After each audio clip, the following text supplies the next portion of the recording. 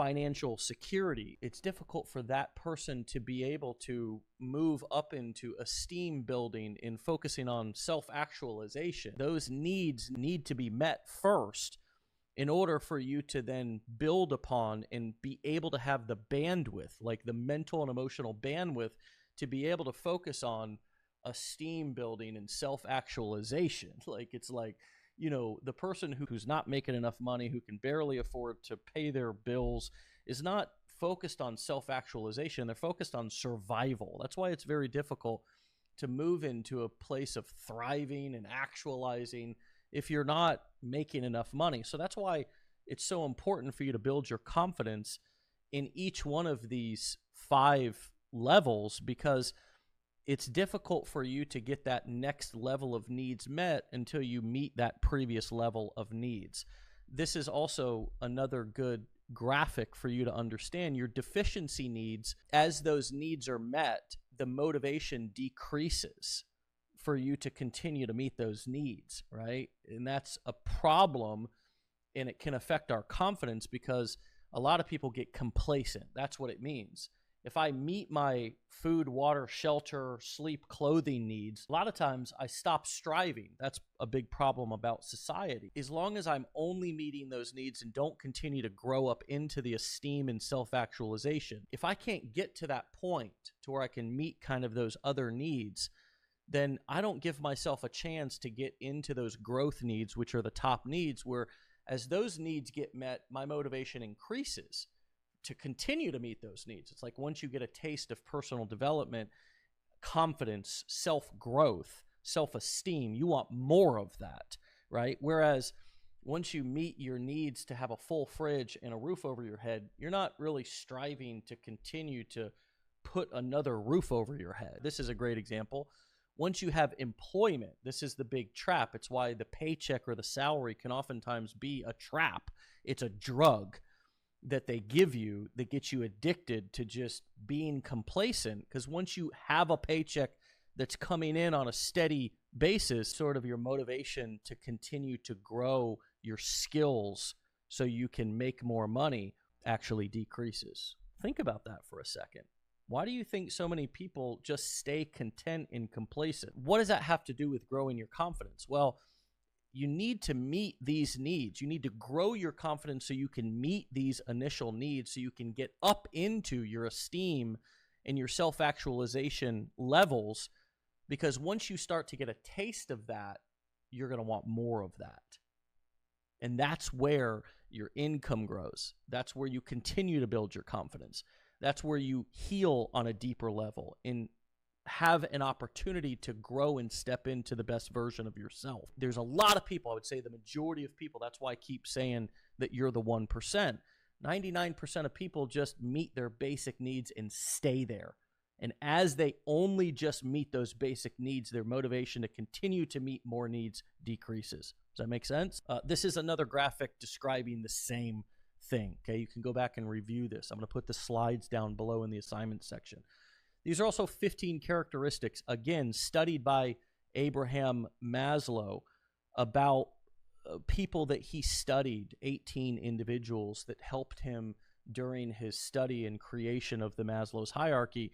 These are the traits that he noticed in a self-actualized person. So you can go through and you can read these.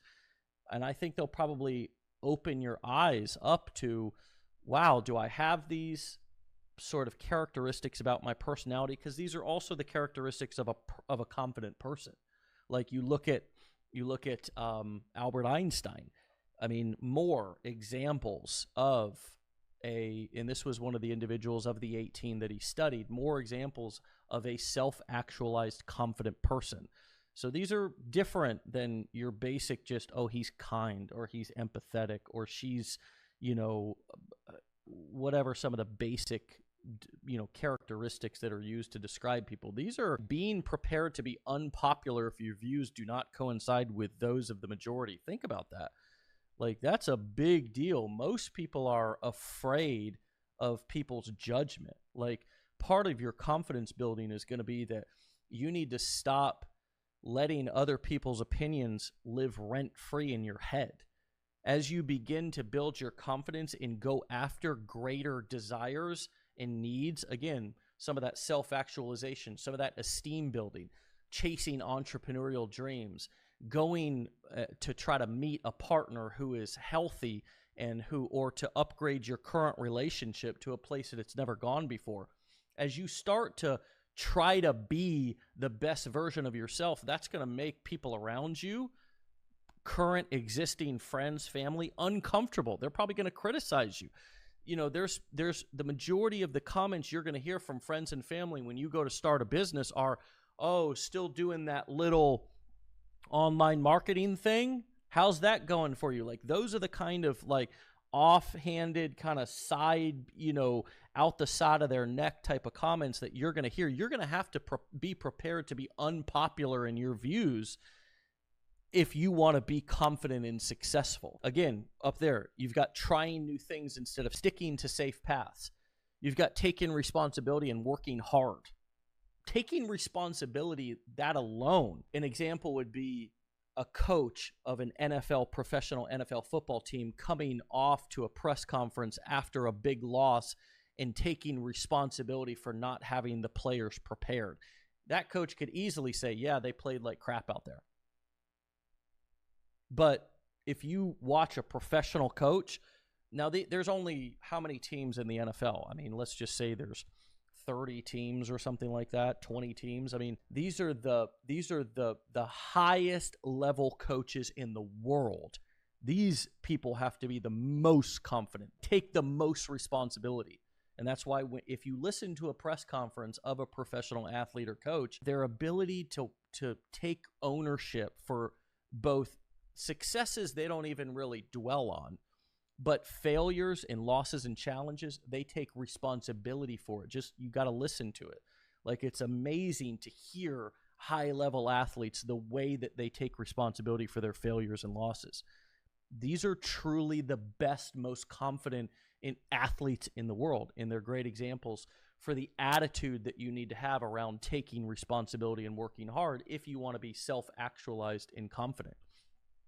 Wisdom is more important than perfectionism as we move. Keep this in mind as we move towards this ultimate solution that I'm about to give you, that takes all of these 6 perspectives, Maslow's hierarchy, and combines them into one simple technique and focus and takeaway from all of this. Again, it's oversimplified, but I want to give you something actionable and practical to focus on to build your confidence.